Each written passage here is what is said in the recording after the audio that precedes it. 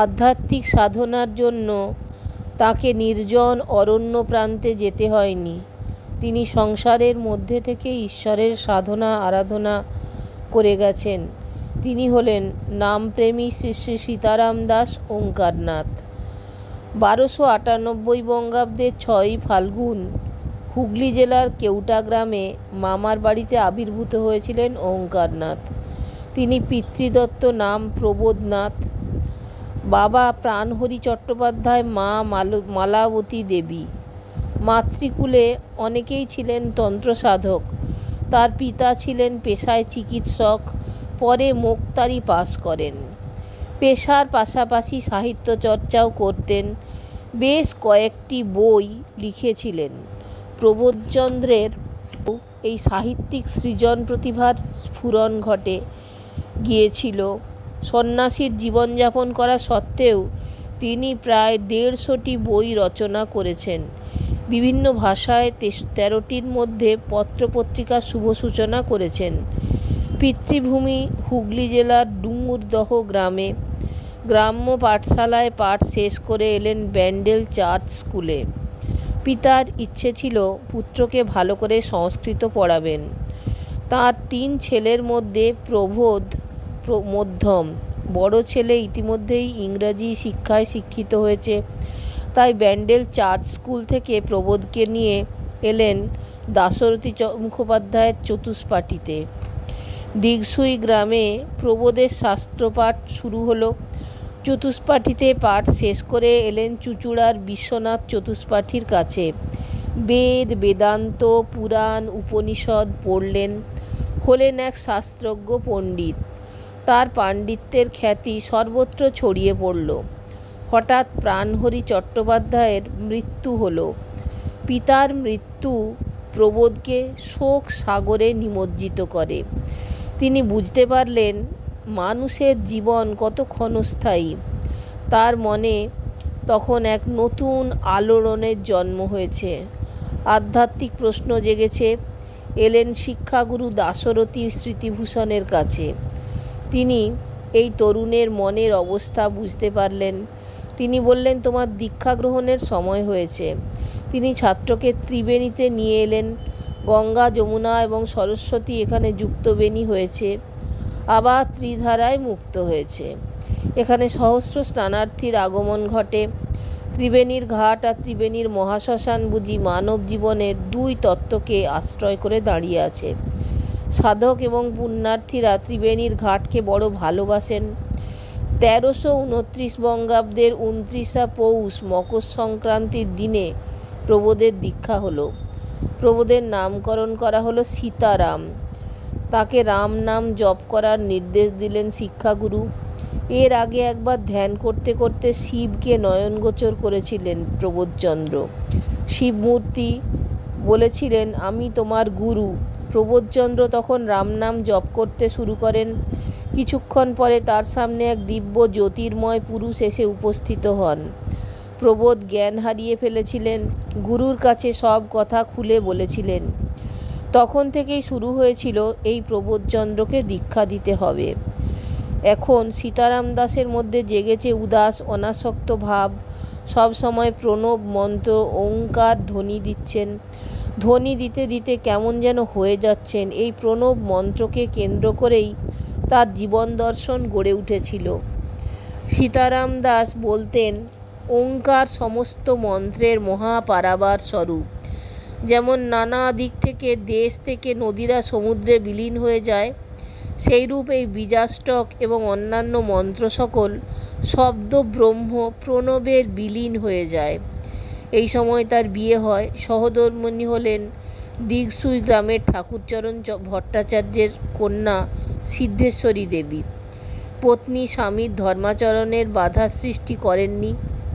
বিয়ের পর সীতারাম তার নাম রেখেছিল কমলা। 2টি পুত্র রঘুনাথ ও রাধানাথ এবং একটি কন্যা জানকীকে উপহার দিয়ে সংসার থেকে বিদায় নিলেন পত্নী কমলা। পত্নীর অকাল মৃত্যু সীতারামকে একেবারে বিরাগী করে তুলল। একবার কথায় কথায় সীতারাম তার স্ত্রীকে বলেছিলেন, ভগবান এবং সংসার এই 2 নৌকায় পা দিয়ে চলা সম্ভব নয়, একটা ছাড়তে হবে। ভাগ্যের পরিহাসে আজ স্ত্রী তাকে ছেড়ে চলে গেলেন। সীতারাম এলেন শ্রীক্ষেত্রে, ধ্যানমগ্ন অবস্থায় জগন্নাথ দেবকে দর্শন করলেন। তার নাম প্রচার বের হলেন, বলতে লাগলেন, হরে কৃষ্ণ কৃষ্ণ কৃষ্ণ হরে হরে, হরে রাম রাম রাম হরে হরে। তখন তার কাছে জগৎ কৃষ্ণময় হয়ে গেছে। এরপর স্বপ্নে ব্রাহ্মী দীক্ষা লাভ করেন, মাঝে মাঝে সমাধিস্থ হয়ে পড়তেন। আহ্নিক, ছাত্র পড়ানো সব ছেড়ে দিলেন। মুখে সবসময় হরে কৃষ্ণ নামধ্বনি। অপূর্ব এক আধ্যাত্মিক অনুভূতির মধ্যে দিয়ে দিন কেটে যাচ্ছে। তাকে কেন্দ্র করে ভক্ত গোষ্ঠী গড়ে উঠল। 1936 সালের পৌষ মাসে দীক্ষালাভের স্থান ত্রিবেণীতে গেলেন। একটি ঘট উৎসর্গ করলেন, বট পাতায় লিখলেন ওঙ্কারনাথ। তারপর কৌপিন ও বহির্বাস ধারণ করে ডুমুরদহ গ্রামে ফিরে এলেন। সেদিন থেকেই তার নামের সাথে ওঙ্কারনাথ যুক্ত হল। নাম প্রচারে তিনি সমস্ত ভারতবর্ষ পরিক্রমা করেছিলেন। কথায় কথায় ভক্তদের বলতেন, ঈশ্বরকে পাবার জন্য জঙ্গলে যেতে হবে না, ঘরে বসেই নাম জপ করো, নাম সংকীর্তন করো, সংসারটাকেই আশ্রম করে তোলো।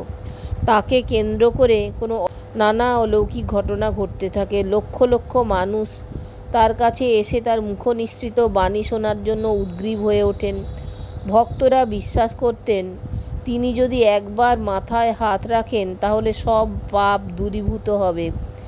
একবার একজন এসে ওঙ্কারনাথকে বললেন, আমি পাপী। ওঙ্কারনাথ মৃদু হেসে জিজ্ঞাসা করলেন, কি পাপ করেছ? করিনি এমন পাপ নেই। ওঙ্কারনাথ বললেন, ব্রহ্মহত্যা, নরহত্যা, পরদার ভ্রূণ হত্যা, এইসব। ভদ্রলোক চুপ করে রইলেন। ওঙ্কারনাথ বললেন, তাহলে আর পাপ কি করলে? মিথ্যা বলবে না, চুরি করবে না, পরদার করবে না, তবে কলিতে এসেছো কেন? তাহলে সত্যযুগেই জন্ম নিতে পারতে। মা বই বলো, রাম নাম জপ করলে সমস্ত পাপ থেকে মুক্তি পাবে, এমন বাস্তবসম্মত কথাকে বলতে পারেন। ভারতের বিভিন্ন প্রান্ত থেকে অনেক বিশিষ্ট আধ্যাত্মিক ব্যক্তিত্ব তার সাথে যোগাযোগ রেখেছিলেন। এসেছিলেন দলাই লামা, শ্রী শ্রী আনন্দময়ী মা, স্বামী স্বরূপানন্দ, মোহনানন্দ ব্রহ্মচারী, গোপীনাথ কবিরাজ, দিলীপ রায় প্রমুখ। আসলে তিনি নিজেই ছিলেন একটি প্রতিষ্ঠান। সারা দেশে 57টি মঠ ও আশ্রম স্থাপন করেন। সাত্ত্বিক শিক্ষাকেন্দ্রের মাধ্যমে সমাজের প্রান্তিক শ্রেণীর মানুষের মধ্যে শিক্ষা বিস্তার চেষ্টা করেন। ছিল তার 6টি দাতব্য চিকিৎসালয়, 29টি অখণ্ড সংকীর্তনের কেন্দ্র। এছাড়া বিভিন্ন ভাষায় অনেকগুলি দর্শনভিত্তিক পত্রিকা প্রকাশ করে গেছেন। সর্ব অর্থে তিনি ছিলেন এক মহান সাংগঠনিক শক্তির দ্যোতক। মানুষের মধ্যে তিনি এসেছিলেন অন্ধকারের ভেতর আলোক শিখা প্রজ্বলনের জন্য। তার হরিনাম গান মানুষের মনের তন্ত্রীতে আঘাত করে তার মধ্যে দর্শন চেতনার উন্মেষ ঘটিয়েছে। ভগবত ধর্মের এক মূর্ত বিগ্রহ শ্রী শ্রী সীতারাম দাস ওঙ্কারনাথ 1982 সালের 5ই ডিসেম্বর রাত্রি 1:25 91 বছর বয়সে অমৃতলোকের পথে যাত্রা করেন। তার মৃত্যু হয় দক্ষিণ কলকাতার সাদার্ন অ্যাভিনিউয়ের বসবাসকারী শিষ্য গোপাল মিত্রের বাড়িতে। আজও বুঝি আমরা শ্রী সীতারাম দাস ওঙ্কারনাথের কণ্ঠে নিঃসৃত মধুর কীর্তন শুনতে পাই। হরে কৃষ্ণ কৃষ্ণ কৃষ্ণ হরে হরে, হরে রাম রাম রাম হরে হরে। দর্শক বন্ধুগণ, যদি ভালো লাগে তাহলে অবশ্যই চ্যানেলটা একটা লাইক, শেয়ার, সাবস্ক্রাইব করে সকলে থাকবেন, আনন্দে থাকবেন, আনন্দময় হয়ে থাকবেন। সকলকে ধন্যবাদ, নমস্কার।